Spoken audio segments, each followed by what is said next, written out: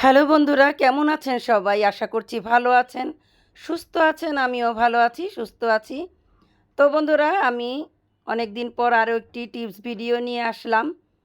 তো মুসুরির ডাল নিয়ে সবাই একটু সংকোচে থাকেন, কারণ এই ডালটা বেশি দিন থাকে না, পোকা ধরে।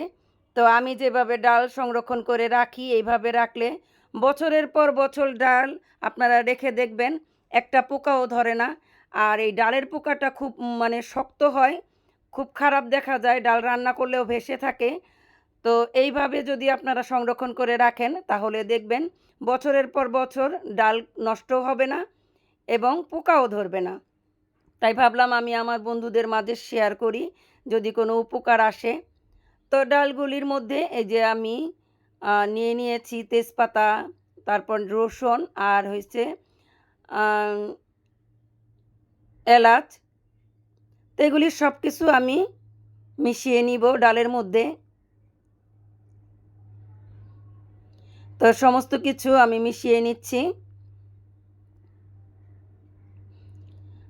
তো আমি এইভাবে ডাল সবসময় রাখি। তো ভাবলাম যেহেতু ডাল এনেছি, রাখবো, তো আমি এই ভাবলাম যে যদি আমার বন্ধুদের মাঝে শেয়ার করি, যদি কোনো উপকার হয়, তাই আপনাদের মাঝে শেয়ার করা।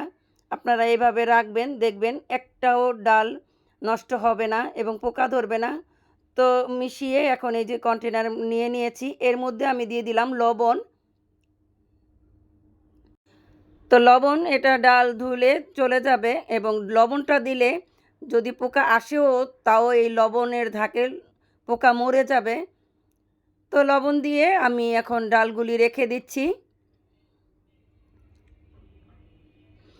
তো অর্ধেকটা পরিমাণ দেওয়ার পর আবার লবণ দিয়ে দিলাম। এখন যতগুলি ডাল আছে সবগুলি এখানে দিয়ে দিব।